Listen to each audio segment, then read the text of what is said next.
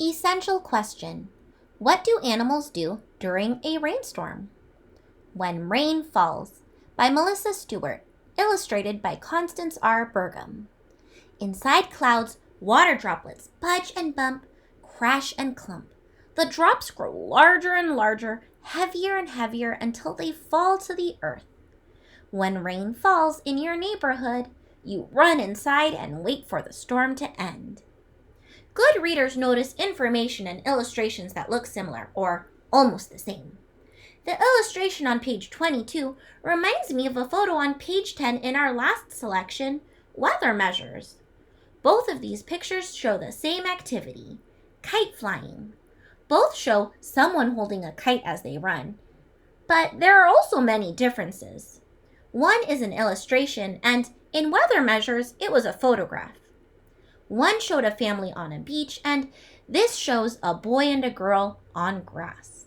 If I reread the pages, I will also see the text describes different things.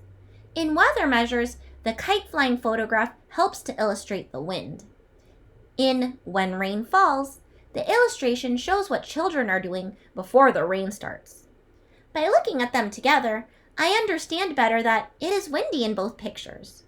Wind is needed for kite flying, and even though wind isn't mentioned on page 22, I can tell from the illustration that it is probably a little windy before the rain comes.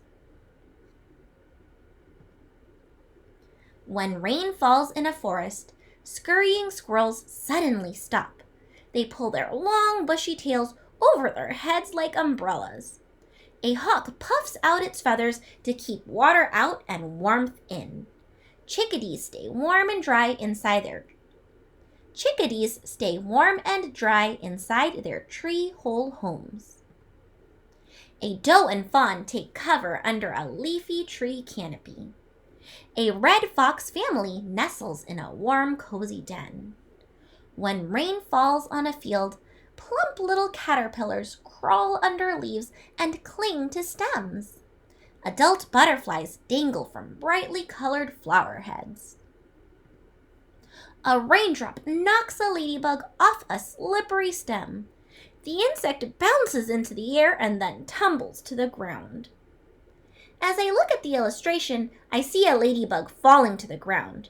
If I reread the text, I see the author has written a sequence of events that describe the ladybug falling. I see now the first event, or thing that happens, is a raindrop knocks a ladybug off a slippery stem. The next event is the insect bounces into the air. The final event is the insect tumbles to the ground. The word then is a signal that the author is telling events in a sequence. Which event in the sequence does the illustration show? It shows the ladybug tumbling to the ground, the last event. A spider watches and waits as the rain beats down on its carefully built web. A mouse crouches under a fallen leaf. Bees hide in hives and ants stay safe in their underground nests. When rain falls in a wetland, turtles tuck in their tiny heads. Rain splatters against their hard, strong shells. A dragonfly swoops down to perch below a fluffy cattail seed head. Whirligig beetles swim in circles and struggle to stay afloat. As I read through this piece, I notice how important the setting is for each section of the text.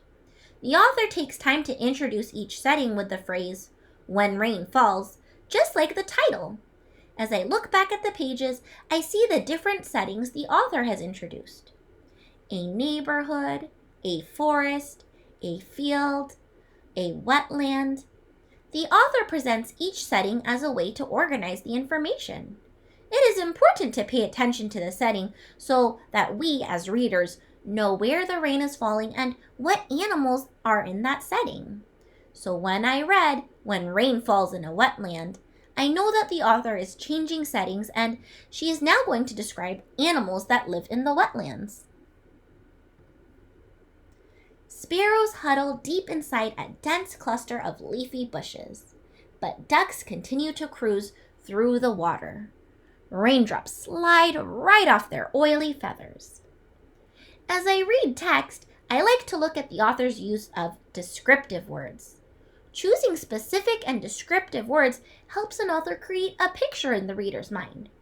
For example, when I read, "Sparrows huddle deep inside," I picture these small birds close together away from the edges. As I read on, the descriptive language, "a dense cluster of leafy bushes," helps me picture bushes with lots of leaves that are close together. This descriptive language helps me to understand how the sparrows stay dry when the rain falls.